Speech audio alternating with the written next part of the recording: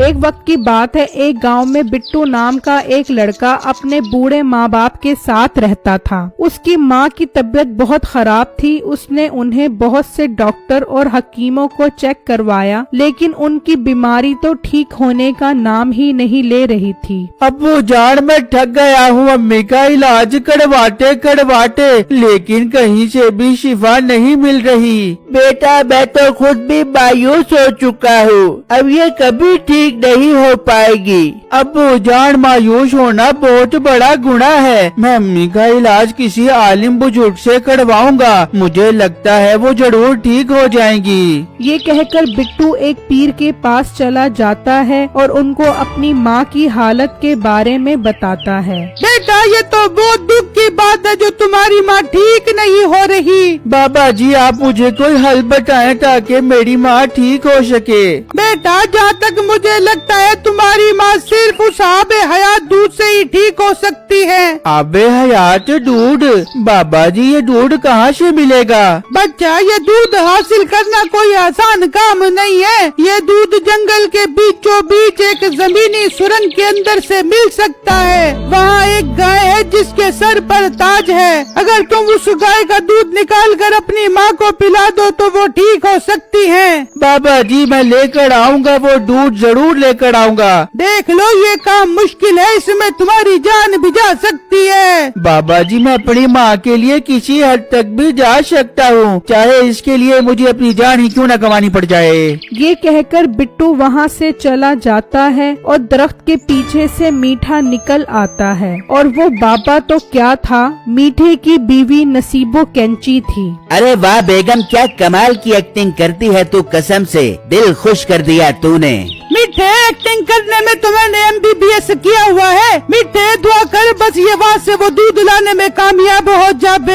हाँ बेगम, अभी तक उस गाय का दूध कोई नहीं निकाल कर ला सका। अगर ये लड़का लेकर आया तो हम दोनों उससे वो दूध छीन लेंगे और उसे पीकर हमेशा के लिए बीमारियों से आजाद हो जाएंगे। ये दोनों जिस दूध को हासिल करना चाहते थे वो जादुई दूध था जिसे आज तक कोई नहीं ला सका था। अब क्या बिट्टू इस दूध को हासिल कर सकेगा? खैर बिट्टू अपने घर पहुंचता है और अपने बाप को बताता है। ना बेटा, वहाँ से तो आज तक कोई भी वापस लौट कर नहीं आया। नहीं, मैं तेरी जान खतरे में नहीं डालना चाहता। अब्बू जान, मेरी ये जान मेरी माँ की अमानत है। अगर इस काम में मेरी जान चली भी गई तो मैं हमेशा के लिए शरखड़ू हो जाऊंगा। अब्बू जान बस आज मुझे मत रोके, मैं अपना इरादा पुख्ता कर चुका हूँ वहाँ जाने के लिए। अच्छा बेटा, अब तूने इरादा कर ही लिया है तो तुझे कौन रोक सकता है। बस मेरे बेटे, अल्लाह तेरी हिफाजत करेगा।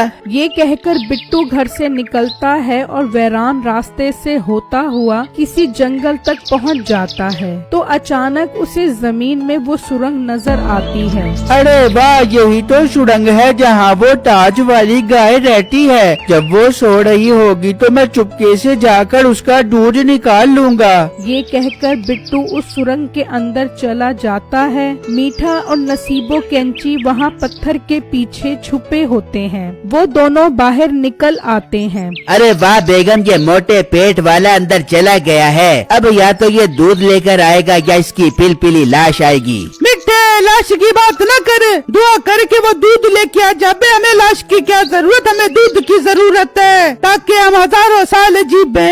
हाँ हाँ बेगम, मुझे उम्मीद है वो दूध लेकर आएगा। तू चाकू लेकर आई है ना? ये देख मीठे, में चाकू लेके आई हूँ। जैसे ये मोटा बारा बेगा इसके पेट में मार के इसका गुब्बारा फाड़ दे दूंगी और इससे दूध ले दूंगी। गुड बेगम, अब इंतजार करते हैं। वहाँ जब बिट्टू सुरंग के नीचे आता है तो देखकर हैरान रह जाता है। वहाँ पर बहुत सारी गायें थी और उन्होंने एक इंसान को पकड़ा हुआ था। मालिक का ऑर्डर आ गया है, इसे फांसी दे दो। ये ऑर्डर सुनते ही एक गाय तख्त का हैंडल खींच देती है और वो इंसान फांसी चढ़ जाता है। बिट्टू ये सारा माजरा देखकर हक्का बक्का रह जाता है कि अगर वो उनके हाथ लग गया तो वो उसे भी इस तरह मार देंगी। वहाँ एक थाल में बहुत सारे फ्रूट पड़े हुए थे। तभी एक गाय आती है और वो फ्रूट उठा लेती है। ये फ्रूट कहाँ लेकर जा रही हो? मालिक के पास लेकर जा रही हूँ, उनका खाने का टाइम हो गया है। ठीक है ले जाओ। फिर वो गाय वहाँ मौजूद एक गुफा में फल ले जाती है। इससे पहले कि वो बिट्टू को देखती, बिट्टू वहाँ से वापस चला जाता है और जैसे ही वो सुरंग से निकलता है तो वहाँ मीठा और नसीबो खड़े होते हैं। ओ लड़के, दूध कहाँ है? जल्दी से निकाल वरना तेरे पेट में चाकू मार दूंगा। भाईजान, किस दूध की बात कर रहे हैं आप? उसी दूध की जो तू ताज वाली गाय का लेने गया था। ओ, उस दूध की बात कर रहे हैं। भाईजान, नीचे बहुत खतरा है, इसलिए मैं दूध लिए बगैर वापस आ गया हूँ। अब मैं घर जाकर प्लानिंग करूँगा, फिर कल दोबारा आकर दूध निकालूंगा उन गायों का। हम भी तो मजाक कर रहे थे तुमसे। हाँ हाँ, तुम जाओ जाओ, कल आकर निकाल लेना। बिट्टू को उन पर शक हो जाता है। खैर वो वहाँ से चला जाता है तो नसीबो कहती है, मिठे, तेरी भी अकल में भूसा भरा हुआ है। ये नहीं कि पहले देख ले कि वो दूध लेके आया कि नहीं, ऐसे ही सारा भांडा फोड़ दिया।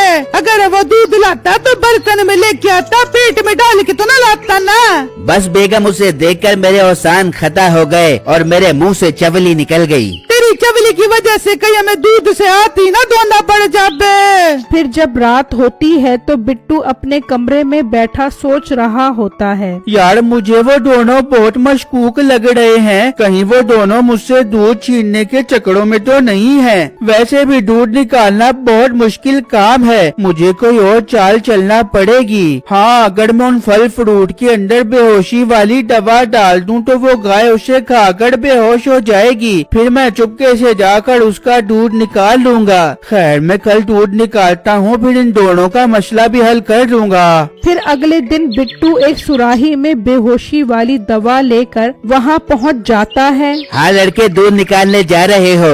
जी भाईजान, मैं सुराही में बेहोशी वाली दवा लेकर जा रहा हूँ, जिससे वो सारी गाय बेहोश हो जाएंगी। फिर मैं उनका दूध निकाल लूंगा। गुड, जल्दी से जाकर दूध निकाल लो उस गाय का। फिर बिट्टू उस सुरंग के अंदर जाता है तो देखता है कि वहाँ सिर्फ एक गाय गुफा के बाहर चक्कर लगा रही है। बिट्टू चुपके से गुफा के बाहर आकर छुप जाता है और जैसे ही वो गाय दूसरी तरफ जाती है, बिट्टू उन फलों में बेहोशी वाली दवा डाल देता है और वापस छुप जाता है। कुछ देर बाद एक और गाय आती है और वो फल उठाकर अंदर ले जाती है और उनका सरदार वो फल खाने लग जाता है। अब बिट्टू इस इंतजार में था कि थोड़ी देर बाद वो गाय बेहोश हो जाएगी और ऐसा ही होता है। वो गाय बेहोश हो जाती है। फिर बिट्टू मौका देखकर उस गुफा के अंदर चला जाता है। शुक्र है मेरा फार्मूला कामयाब हो गया है, मैं जल्दी से इनका दूध निकाल लेता हूँ। बिट्टू जल्दी से उस सुराही में दूध निकालने लग जाता है। अब आखिरी काम उस गुफा से बाहर निकलना है।